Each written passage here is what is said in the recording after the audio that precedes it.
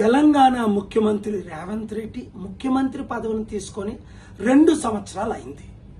ఒక్క సంవత్సరం నాకు అవకాశం ఇవ్వండి, అభివృద్ధి ఏంటేటో చేసి చూపిస్తానా. నేను కూడా ఆయనకు పూర్తి మద్దతుగా సీఎం కాకముందు, సీఎం అయిన తర్వాత ఒక 10-15 స్టేట్మెంట్స్ ఇవ్వడం మీరు చూశారు. 7-8 సార్లు ఆయనతో కలిసి అనేక సలహాలు ఇచ్చి రాష్ట్ర అభివృద్ధి కొరకు, ప్రజల అభివృద్ధి కొరకు ఏం చేస్తే అప్పుల నుంచి బయటపడతామని చెప్పాం. కానీ ఆయన వినలేదు సరికదా, ఎగ్జాక్ట్ గా ఆపోజిట్ చేసి నేను ఇచ్చిన సలహాలకు అన్నిటికీ వ్యతిరేకంగా పనిచేసి ఈ రోజు తెలంగాణ రాష్ట్రాన్ని సర్వనాశనం చేసినందుకు తక్షణమే ఆయన రాజీనామా చేయాలి. ఎందుకు రాజీనామా చేయాలి? కారణాలు బాగా వినండి. 1, 6 గ్యారంటీలు ఆయన ఇచ్చారు, ఒక్క గ్యారంటీ కూడా నెరవేర్చలేదు. అందులో 2 లక్షలు తులం బంగారం నేను ఇస్తానన్నారు, ఇవ్వలేదు. 2 లక్షల రైతులకు రుణమాఫీ చేస్తానన్నారు, చేయలేదు. 5 లక్షల నుంచి 10 లక్షలు కంపెనీలు పెట్టిస్తానన్నారు, లేదు. 2 లక్షల ఉద్యోగాలు భర్తీ చేస్తానన్నారు, చేయలేదు. నిరుద్యోగులకు 4,500 అన్నారు, ఇవ్వలేదు. మహిళలకు 2,500 అన్నారు, గ్యాస్ సిలిండర్.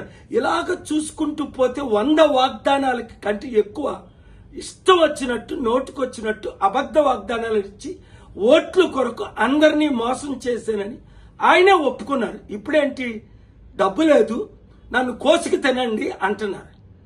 అలాంటప్పుడు హైదరాబాదు దేశంలో నెంబర్ 1 సిటీ, అన్ని సిటీల కంటే. అలాంటి హైదరాబాదు రియల్ ఎస్టేట్ ఇప్పుడు పడిపోయింది. అపార్ట్మెంట్ ₹1,00,000 ఉన్నది 50 లక్షలు అయిపోయింది. ఎకరం ₹1,00,000 ఉన్నది 50 లక్షలు అయిపోయింది. 100 కంపెనీలు హైదరాబాద్ విడిచిపెడుతున్నారు. బాగుపడింది ఎవరు? ఆయన అన్నదమ్ములు లక్షల కోట్లు సంపాదించుకున్నారని ఆరోపణలు. ఆయన చుట్టూ ఉన్న మినిస్టర్లు 100,000 కోట్లు సంపాదించుకున్నారని చూసాం కదా. పొంగులేటి శ్రీనివాసరెడ్డి రెవెన్యూ మినిస్టర్ కొడుకు మీద రుజువులతో ఎఫ్ఐఆర్ అవ్వడం, 100,000 కోట్లు ఆస్తి దోచుకోవడం. ఇప్పుడు 9,292 ఎకరాలు, దాదాపు 5-6 లక్షల కోట్లు విలువైన ప్రాజెక్టులు తన బినామీలకో ఇతరులకో ఇస్తున్నారని ఆరోపణలు ఇన్వెస్టిగేట్ చేయమని, సిబిఐ ఈడీ ఎంక్వైరీ చేయమని శుక్రవారం స్టేటస్ కో తీసుకొచ్చాను. ఇలాంటి 18 పెద్ద కేసులు ఉన్నాయి. 1 by 1తో మీ ముందుకు నేను వస్తాను. ఆయన మారాలని ప్రార్థించాను, 7-8 సార్లు కలిశాను, మిమ్మల్ని అందరినీ ప్రార్థించమన్నాను. కానీ సైతాను ద్వారా ప్రేరేపించబడి వైఎస్ రాజశేఖర రెడ్డి ఏ విధంగా ఆ రూట్లో వెళ్లారో అదే రూట్లో ఈయన ప్రయాణం చేస్తున్నాడు. ఇంకా లాభం ఎవరికి? కాంగ్రెస్ పార్టీకి.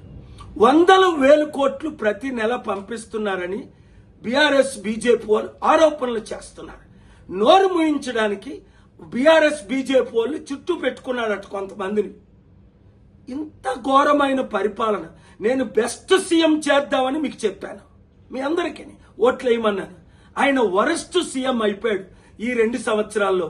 చదువుతుంటే ఆశ్చర్యం కలుగుతుంది. ఊహకు అతీతంగా సర్వనాశనం అయిపోయింది.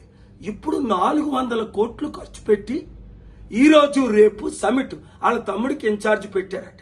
6,000 మంది పోలీసు బృందం అట. ఈ సమిట్కి ఎవడొస్తున్నాడు? 200 దేశాల ప్రెసిడెంట్లు ఒక్కడైనా వస్తున్నాడా? 3,000 మంది బిలియనీర్లో ఇన్వెస్టర్ ఒక్కడైనా వస్తున్నాడా? ఇదిగో మన ఇండియాలో దోచుకునే వాళ్ళు ఉన్నారు కదా, వాళ్ళు వస్తున్నారు.